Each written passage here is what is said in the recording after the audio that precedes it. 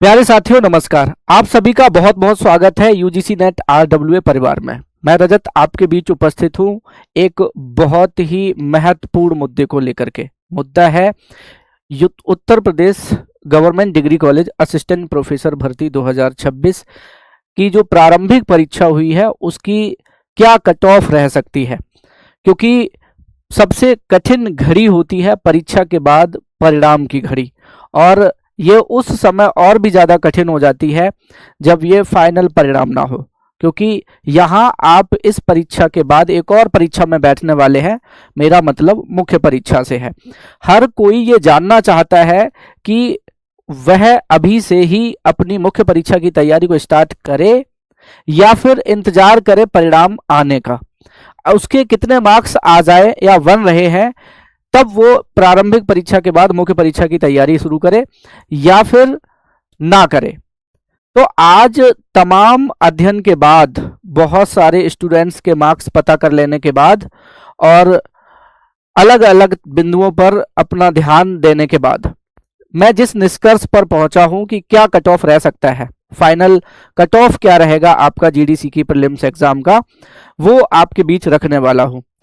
तो चरणबद्ध तरीके से शुरू से लास्ट तक आप हमारे बीच बने रहेंगे।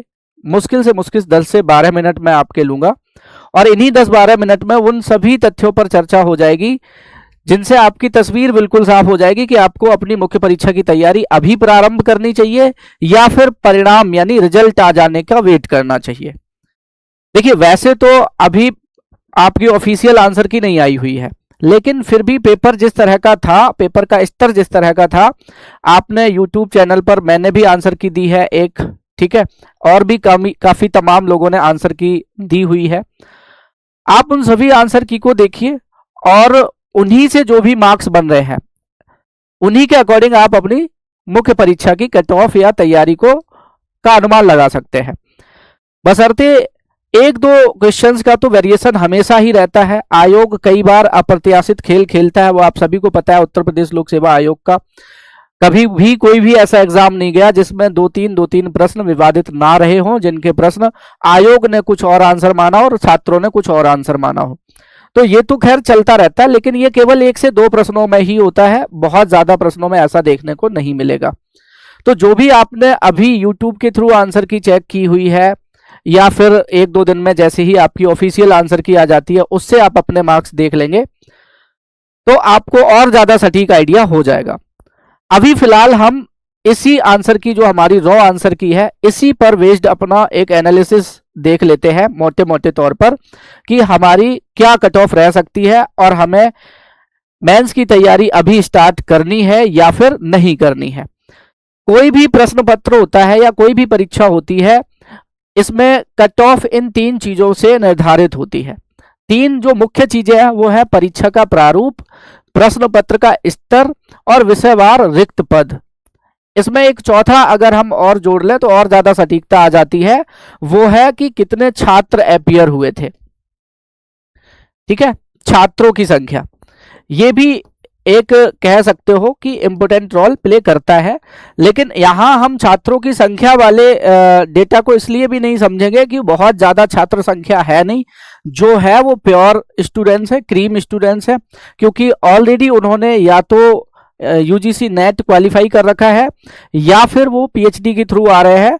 यहाँ कोई ऐसा एग्जाम नहीं हो रहा है जहाँ बहुत ज़्यादा अनएक्सपेक्टेड टाइप के स्टूडेंट्स बैठ जाते हैं, लाखों की संख्या में तुक्केबाजी करने वाली बात, तो वो यहाँ पर देखने को नहीं है। तो हम यहाँ छात्रों की संख्या बहुत बड़ा रोल प्ले कर सकती है, इस बात को हम नहीं समझेंगे। और बहुत ज़्यादा छात्र संख्या पदों की तुलना में अगर देखा जाए तो विषयवार तरीके से है भी नहीं। बमुश्किल आपके 5 से 7 हज़ार लोग ही होंगे जो जीडीसी में बैठ रहे हैं। मतलब संख्या कितनी होगी, 5 to 7, ठीक है, इतने ही लोग जो है आपके ज्योग्राफी सब्जेक्ट में अपीयर हो रहे होंगे जीडीसी में, मोटे तौर पर जो आइडिया है। तो ये बहुत बड़ा रोल है नहीं। तो यहाँ परीक्षा के प्रारूप पर जब हम ध्यान देंगे तो परीक्षा का प्रारूप हमारा क्या था, एक हमारा पेपर 1 या जनरल पेपर था जिसको हम सामान्य अध्ययन के तौर पर देख रहे थे, और सामान्य अध्ययन का प्रश्न पत्र जो था वो 30 प्रश्नों का था। दूसरा सब्जेक्ट था, हम यहाँ पर ज्योग्राफी की बात करेंगे तो केवल ज्योग्राफी के संबंध में ही होगी, 19 सॉरी ज्योग्राफी जो था उसमें 90 क्वेश्चंस थे। तो कुल मिलाकर के टोटल जो हमारा प्रश्न पत्र था वो 120 प्रश्नों का था। अब 120 प्रश्न जरूर थे लेकिन इनके मार्क्स बन रहे थे 150। ठीक है, क्योंकि प्रत्येक प्रश्न जो है वो 1.25 नंबर का था और यहां 1/3 की नेगेटिव मार्किंग भी थी। ये हमारा प्रारूप था। तो जो सबसे बड़ा मुद्दा है वो है नेगेटिव मार्किंग। भले ही प्रश्न पत्र का लेवल कुछ भी रहे, आसान रहे, टफ रहे, मॉडरेट रहे, लेकिन जिस परीक्षा में नेगेटिव मार्किंग होती है वहां कट ऑफ बहुत ज्यादा रहने के चांसेस ऑटोमेटिकली कम हो जाते हैं, क्योंकि तुक्केबाज लोगों का फिर वहां पर सफाया हो चुका होता है। तुक्केबाजों की वहां चलने वाली नहीं होती है। तो अगर हम यहां पर देखें तो हमारी जो प्रत्येक प्रश्न की वैल्यू है वो 1.25 मार्क्स की है और 1/3 नेगेटिव मार्किंग के हिसाब से देखें तो टोटल में से 0.41 मार्क्स हमें माइनस भी करना होता है। तो ओवरऑल अगर हम सभी प्रश्नों में अपने स्कोर की बात करें तो इसी पर आधारित स्कोर होगा। ठीक है जी, ये तो हो गया प्रारूप। अब आता है पेपर का लेवल, जो दूसरा सबसे बड़ा फैक्ट होगा कट ऑफ को निर्धारित करने में। अभी तक के एनालिसिस में पेपर आपने भी दिया है और दूसरे लोगों के मुख से सुन भी लिया होगा, काफी सारे वीडियोज आपने देख लिए होंगे। पेपर का लेवल या पेपर का स्तर कैसा रहा तो ये दो चीजों पर निर्भर कर रहा है, क्योंकि हमारे दो पार्ट थे, एक सामान्य अध्ययन, एक भूगोल। सामान्य अध्ययन की अगर हम बात करें तो इसको हम इजी बिल्कुल नहीं कहेंगे, ये हमारा मॉडरेट टाइप का था। ठीक है, सामान्य अध्ययन मॉडरेट इसलिए भी हो जाता है क्योंकि जितने भी सब्जेक्ट के स्टूडेंट्स हैं, मोस्टली स्टूडेंट्स मतलब 99 मान के चलो परसेंट स्टूडेंट्स ऐसे होंगे जिनका सामान्य अध्ययन से बहुत बड़ा वास्ता नहीं रहा होगा। सामान्य अध्ययन को उन्होंने या तो अभी समय में इसी टाइम पीरियड में तैयारी के दौरान ही पढ़ा होगा, या फिर जो कह सकते हो उन्होंने केवल और केवल अपने जो बेसिक नॉलेज है उस पर बेस्ड ये बातें यहाँ पर सामान्य अध्ययन करने आए होंगे। कुछ ही एक स्टूडेंट रहे होंगे जिनका बैकग्राउंड पहले से स्टेट पीएससी, यूपी पीएससी या फिर जो एसएससी वगैरह में ट्राई करते रहे होंगे अपने शुरुआती चरण में। अब उन्होंने यूजीसी नेट कर लिया या पीएचडी कर लिया तो अब वो असिस्टेंट प्रोफेसर में भी आ गए।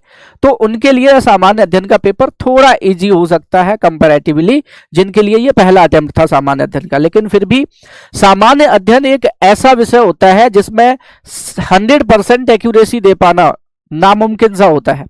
आप किसी भी की बात कर लो, इवन टीचर तक को अगर आप एग्जाम हॉल में बिठा दो उसी सामान्य अध्ययन के, तो उससे भी 10 से 20% मान के चलो कि गलतियां रहने के चांसेस होते ही होते हैं।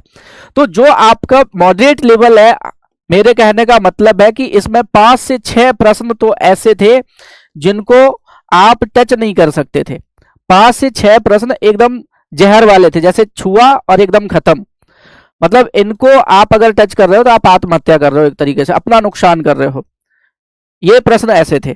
तो जो 5 से 6 प्रश्न थे आपके जो थोड़े से ज्यादा फैक्ट बेस्ड थे या फिर जिनको सॉल्व कर पाना या जिनको सही कर पाना थोड़ा कठिन था, तो ये प्रश्न हमारे सामान्य अध्ययन में थे 5 से 6 प्रश्न। ठीक है, जिनको करना ही नहीं था। फिर भी अगर हम मान रहे हैं कि आपने ईगो पर लेकर के कि इतना आसान प्रश्न है, क्योंकि पेपर की जो भाषा थी वो बहुत ही ज्यादा सामान्य थी। ठीक है, ये बात तो सबको समझ में आ रही होगी कि भाषा जो थी बहुत सामान्य थी। हमें सारे प्रश्न बहुत अच्छे से समझ में आ रहे थे, लालची प्रश्न थे, हमें उकसा रहे थे, हमें चैलेंज कर रहे थे कि भाई इतना आसान प्रश्न आ गया है, करना तो पड़ेगा ही पड़ेगा। तो ऐसे में काफी स्टूडेंट्स को नुकसान भी हो गया। वो उस क्वेश्चन को अपने ईगो पर ले गए और ईगो पर ले गए, फिर उन्होंने सही भी किया कि भाई बी ही सही होगा या ए ही सही होगा, और अंत में वो धोखा खा गए। तो ऐसे भी बहुत से स्टूडेंट्स हमने देखे हैं। फिर भी अगर हम बात करें कि कोई ऐसा स्टूडेंट है जो ईगो पर भी ले गया और बहुत होशियार भी है, टैलेंटेड भी है, अगर वो पूरे के पूरे 30 प्रश्न सॉल्व करेगा, पूरे के पूरे 30 प्रश्नों को उसने अटेम्प्ट किया है, तो इस 30 प्रश्नों में से ये 6 प्रश्न, 5 से 6 प्रश्न गलत होने ही होने हैं। क्योंकि सामान्य अध्ययन में एक्यूरेसी के मामले में 80% ही एक्यूरेसी आती है, 20% गलत होना। अगर आप बहुत विद्वान हैं और पूरे 30 के 30 सही कर रहे हैं तो आप मान के चलो कि यहां गलतियां 100 में से 20 प्रश्नों की होंगी, और जब 100 में से 20 की बात करोगे तो 30 में से 5 से 6 प्रश्न ऐसे होंगे जो आपसे गलत हो जाएंगे। ठीक है, और 6 प्रश्न गलत होने का मतलब क्या हुआ? 6 प्रश्न गलत होने का मतलब हुआ कि आप 30 में से 8, 30 में से सीधे 8 प्रश्न गलत कर रहे हो। 8 प्रश्न आपके निकल जाएंगे, क्योंकि 6 तो आपने गलत किए, 2 आपके सही वाले कम हो जाएंगे 1/3 नेगेटिव मार्किंग की वजह से। तो अगर कोई बहुत टैलेंटेड स्टूडेंट है और वो 30 के 30 प्रश्न कर रहा है, तो उसके भी केवल 22 प्रश्न ही सही हो रहे हैं, ये बात ध्यान रखना। वो कोई कह रहा है कि हमारे 25 हो रहे हैं कि हमारे 50 हो रहे हैं, तो इन सब बातों में नहीं आना, क्योंकि एग्जाम हॉल में हर किसी के 100% सही होते हैं, पेपर बहुत इजी होता है। जब आंसर की आती है, जब एग्जाम हॉल के बाहर निकलते हैं, तो फिर उनको असलियत पता चलती है कि वास्तव में पेपर का स्तर क्या था और वो क्या करके आ गए जल्दबाजी में। तो जिसने पूरा किया है, जो बहुत टैलेंटेड है, वो भी 22 प्रश्न ही कर पा रहे हैं। लेकिन ये उनकी बात है जो सैकड़ों में कहीं 1-2 है। जब टॉर्च लेके ढूंढोगे, बात करोगे, तो कहीं 1-2 लोग ही मिलेंगे जिनका ये स्कोर बन रहा होगा। अब इनसे हमारी कट ऑफ तो निर्धारित नहीं होने वाली, इनसे हम अपनी कट ऑफ का आइडिया तो नहीं लगा सकते। हमारी कट ऑफ का आइडिया उन लोगों से लगेगा जिनकी संख्या ज्यादा है, जो मैक्सिमम नंबर्स में है। तो यहां हम एवरेज स्कोर की बात करेंगे। जो एवरेज अटेम्प्ट है, जो लगभग कह सकते हो सामान्य है, वो हमारे 17 से 18 प्रश्न है। 17 से 18 प्रश्न जो है वो हमारे सही कर पा रहे हैं लोग जीएस में। सामान्य छात्रों की बात मैं कर रहा हूं। सामान्य का मतलब जिनकी ठीक ठाक तैयारी थी, जो बहुत अच्छी स्थिति में पढ़ाई कर रहे थे, जिन्होंने बहुत ज्यादा कह सकते हो कि मेहनत की हुई थी लगातार समय से, जब से उन्होंने फॉर्म फिल किया तब से लगे हुए थे। तो ऐसे स्टूडेंट्स की जो कह सकते हो नंबर्स हैं, वो 17 से 18 के प्रश्नों के बीच सही हो रहे होंगे सामान्य अध्ययन में। और ऐसा आप अपने आसपास वाले स्टूडेंट्स में फील भी कर पा रहे होंगे। मतलब बहुत कम ही लोग होंगे जो 20-22 में जा रहे होंगे, 1 या 2, और उनसे हम कट ऑफ का आइडिया नहीं लगाएंगे। या हम यूं कहें कि उनके लिए हम कहें कि कट ऑफ 22 प्रश्नों पर चली जाएगी सामान्य अध्ययन के हिसाब से, तो वो फिर गलत हो जाएगा। तो जो एवरेज अटेम्प्ट है वो 17-18 है।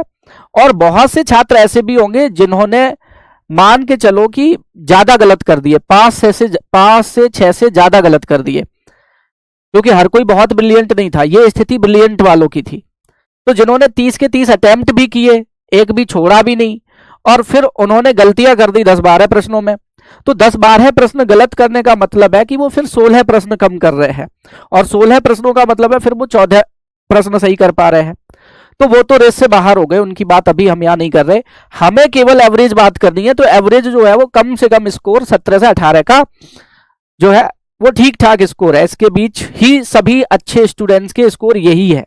ठीक है, चलिए अब हम आते हैं भूगोल विषय में। सब कुल कितने प्रश्न थे भूगोल विषय में? 90।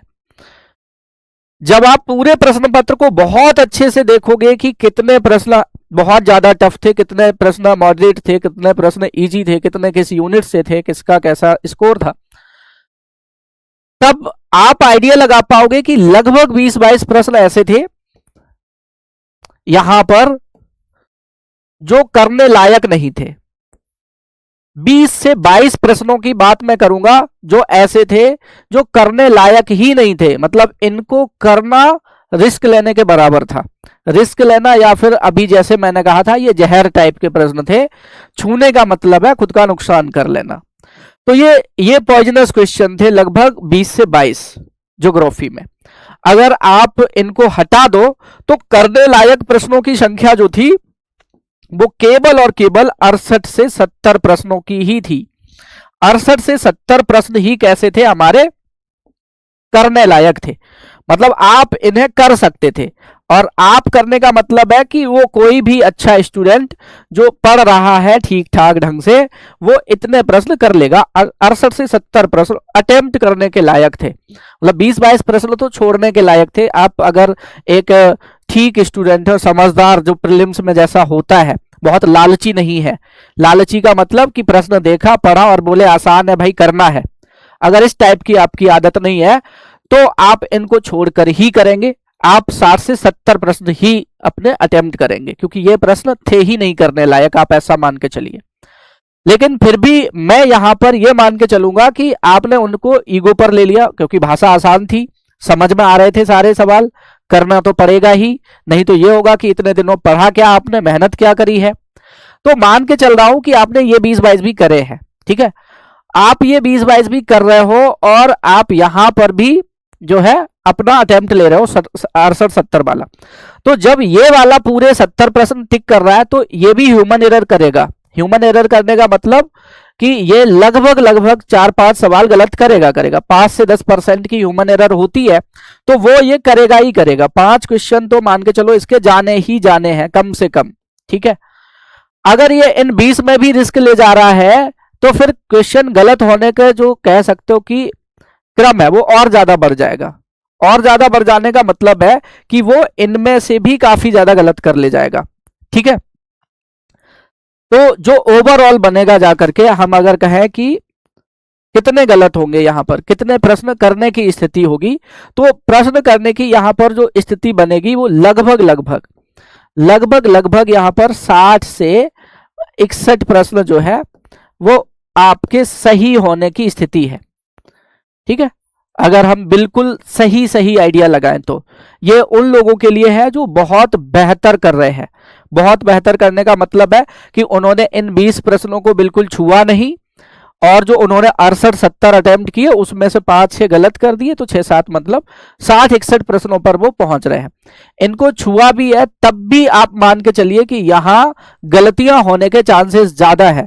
तो लगभग 30% वो क्या करेंगे, 30% यहां पर मिस्टेक्स कर देंगे, खूब अच्छे से मान के चलिए। ये तो मान के चलो 90 भी अटेम्प्ट कर रहा है तो 9 या 27 लगभग वो यहां पर 25 प्रश्न गलत करेगा, ठीक है। तो जो सही आइडिया बनेगा वो लगभग 60 के आसपास, 60-61 प्रश्न करने लायक थे, वही यहां पर हमारे जोड़ने चाहिए, क्योंकि कट ऑफ इनसे ही बनेगी। ये स्कोर था, सॉरी ये क्या था, स्कोर, क्योंकि करने लायक तो 68-70 ही थे। 68-70 में भी अगर हम स्कोर की बात करें तो वो 60-61 प्रश्नों का जाएगा। 60-61 प्रश्नों का यहां पर कोई भी ठीक ठाक अगर स्टूडेंट है जिसने पढ़ाई ठीक की है, मेहनत ठीक की है, तो वो कर ले जाएगा बड़े आराम से, ठीक है। तो 60-61 यहां पर हो गए, 18 के लगभग वहां पर हो गए, ठीक है। तो अब अगर हम यहां पर बात करें विषयवार रिक्त पदों की, ठीक है, पहले विषयवार रिक्त पद भी देख लेते हैं। तो आप सभी को पता है टोटल 46 पद है ज्योग्राफी में, 23 पद है जनरल के, 4 पद है ईडब्ल्यूएस के, और ओबीसी में जो है वो 11 पद है, एससी में 8 है और एसटी में कोई पद नहीं है। अब आयोग क्या करता है, बहुतों को यह लगता है कि 15 गुना ही बुलाएगा। भाई आयोग कई बार ऐसा कर चुका है कि वो 15 बार नहीं बल्कि 12-13 गुना ही बुलाता है, 12.5 गुना बुला लेता है, 12 गुना बुला लेता है। तो फिर भी हम अगर मोटे तौर पर कम से कम और ज्यादा से ज्यादा की बात करें तो यहां जो बुलाए जाने वाले स्टूडेंट्स होंगे मेंस के लिए वो लगभग 276 से 345, या हम एवरेज भी दोनों का ले ले तो 300 के आसपास ही होंगे जो जनरल कैंडिडेट होंगे मेंस के लिए जिनको कॉल जाएगा। ईडब्ल्यूएस कैंडिडेट लगभग यहां पर 55 के आसपास होंगे, 50-55। ओबीसी कैंडिडेट्स की बात होगी तो 150 के आसपास ओबीसी कैंडिडेट्स भी होंगे, और एससी कैंडिडेट्स की अगर हम बात करें तो 100-110 के आसपास हमारे जो है वो एससी कैंडिडेट्स भी होंगे जिनको मेंस के लिए कॉल जाने वाला है। क्योंकि हम एग्जैक्ट 15 गुना ना मानकर चले, क्योंकि कई बार ऐसा होता है 15 गुना के बजाय 12.5-13 गुना ही बुलाए जाते हैं, वो लिखित में 15 गुना जरूर होते हैं, ऐसा मान के चलिए आप। तो ये स्टूडेंट्स जो है नंबर ऑफ स्टूडेंट्स आपके जिनको मेंस का कॉल जाना है, तो ठीक ठाक स्ट्रेंथ है, लगभग 150 आपके ओबीसी में है, 55 आपके ईडब्ल्यूएस में है, 300 आपके लगभग जनरल कैंडिडेट होंगे जिनको कॉल जाएगा। तो हमने क्या बोला था कि इन सभी फैक्टर्स पर जब आप चर्चा कर लोगे, विचार कर लोगे, तभी आप फाइनल कट ऑफ पर पहुंच पाओगे। अब अगर हम यहां पर फाइनल कट ऑफ की बात करें तो जनरल कैंडिडेट जो बहुत टैलेंटेड है, बहुत कह सकते हो एक्स्ट्रा ऑर्डिनरी है, जिन्होंने बहुत बेहतर अपना किया होगा, उन 1-2 एक्सेप्शनल केसेस को छोड़ दें। एक्सेप्शनल केसेस का मतलब कि कोई 22 सही करके आ रहा, जीएस में कोई 25 सही करके आ रहा, 1-2 लोगों को अगर उनको छोड़ दिया जाए तो, और वो कट ऑफ में कोई बहुत बड़ा इंपैक्ट नहीं पैदा करेंगे। कट ऑफ जो निर्धारित होगी वो यहीं पर आकर के आएगी जहां नंबर ऑफ स्टूडेंट्स ज्यादा होंगे। तो जनरल की अगर हम बात करें तो 60-61 प्रश्न जो है वो मान के चलो कर रहा है अपने ज्योग्राफी में, और 17-18 प्रश्न कर रहा है अपने जीएस में, ठीक है, एवरेज। तो इस हिसाब से 77 बन रहा है, और ये 77 मैक्सिमम वाला है, मैक्सिमम वाला, ठीक है। तो यहां जनरल कैंडिडेट के लिए जो कट ऑफ जिसको मैं सोच पाया हूं, या जितना मेरे समझ में आ रहा है कि कट ऑफ कितना रहना चाहिए कि आप अपनी मेंस की तैयारी शुरू कर दो, तो अगर आप जनरल कैंडिडेट हो और आपके 76 प्रश्न नेगेटिव मार्किंग के बाद सही हो रहे हैं, आफ्टर नेगेटिव मार्किंग, ये जरूर ध्यान रखना, यहां नेगेटिव मार्किंग से पहले की बात नहीं हो रही, नेगेटिव मार्किंग के बाद की बात सही हो रही।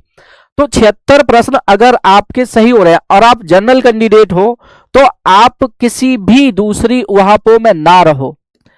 76 प्लस प्रश्नों पर अगर आप हो तो आप मेंस के लिए आंसर राइटिंग शुरू कर दो अभी से। भले आपके लिए फाइनल रिजल्ट में मेंस का कॉल आए अथवा ना आए, ये आपको नहीं सोचना है, क्योंकि बहुत जल्द नई वैकेंसीज भी आने वाली है, और कुछ ही समय में फिर से आ जाएंगी आपकी 26 से लेकर 27 तक, तब आपको ये वाली प्रैक्टिस काम आएगी।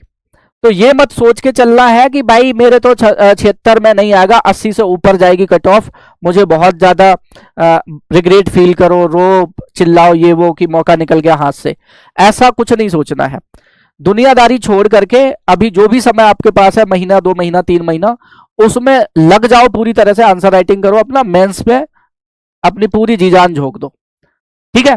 क्योंकि कट ऑफ जो है वो 76 से 78 प्रश्नों के आसपास ही रहनी है, और इससे ऊपर अगर आपके है तो फिर आपकी बल्ले बल्ले है, फिर आप बिल्कुल सेफ स्कोर में हो। मतलब ये रेंज है कट ऑफ की जो मैं सोच पा रहा हूं। प्रश्नों के बाद अगर आप मार्क्स में जाओगे तो 95 से लेकर के 98 मार्क्स तक आपकी जनरल की कट ऑफ रहेगी, ये बात यहां पर ध्यान रखना। 95 से लेकर के 98 तक जनरल की कट ऑफ यहां पर रहने वाली है, क्योंकि पद भी ठीक ठाक है और नंबर ऑफ स्टूडेंट्स भी ठीक ठाक रहेंगे, तो ये कट ऑफ आप उम्मीद कर सकते हो कि ये रहने वाली है। और इतने में अगर आप आ रहे हो या इससे ऊपर आप हो 95 मार्क्स से और 76 प्रश्नों से, तो आप अपनी मेंस की तैयारी शुरू करो। ईडब्ल्यूएस कैंडिडेट्स के लिए आ जाते हैं। ईडब्ल्यूएस कैंडिडेट्स की कट ऑफ जो है वो मेरा अपना आकलन ये कह रहा है कि इनकी कट ऑफ जो है वो जनरल कैंडिडेट से भी ज्यादा जाएगी। उसका कारण है पदों की संख्या, एक तो 4 पद ही है, दूसरा जितने भी उत्तर प्रदेश के जनरल कैंडिडेट हैं उनमें से मान के चलो कि 60 से 70% लोग ऐसे होंगे जिन्होंने ईडब्ल्यूएस बनवा रखा होगा, क्योंकि ईडब्ल्यूएस आजकल हर जनरल कंपटीटर के पास है, ठीक है। इसी कारण से ईडब्ल्यूएस की जो कट ऑफ है वो जनरल से हाई जाती है, और पिछले कुछ एक ट्रेंड में देखा भी गया है। तो जो लोग ईडब्ल्यूएस हैं जिन्होंने अपने इकोनॉमिकल वीकर सेक्शन के सर्टिफिकेट बनवा रखे हैं, वो 80 पर भी सेफ ना समझें खुद को, लेकिन फिर भी मैं ये कहूंगा कि अगर आप इस रेंज में हैं तो आप अपना टाइम वेस्ट किए बिना मेंस की तैयारी करें। आप 97 से 100 मार्क्स के अगर बीच है तो आप मेंस की तैयारी करें, आप अपना समय नष्ट ना करें। ओबीसी स्टूडेंट्स के लिए यही जो कट ऑफ है वो 73 से 76 तक रहने वाली है, 73 से 76 तक की, ठीक है। मतलब अगर 90 से ऊपर, 91 से ऊपर कोई आ रहा है तो वो अपनी मेंस की तैयारी ओबीसी का कैंडिडेट शुरू कर सकता है। 91 से 95 के बीच ही इनकी मार्क्स में कट ऑफ रहने वाली है। ओबीसी के लिए ये आपका डाटा है। एससी स्टूडेंट्स जो है वो 65 से 68 प्रश्नों तक अगर आ रहे हैं, या 65 प्लस उनके मतलब 80 से ऊपर मार्क्स बन रहे हैं, तो एससी स्टूडेंट अपनी तैयारी यहां शुरू कर सकता है मेंस के लिए। तो ये कट ऑफ है सभी कैटेगरी की।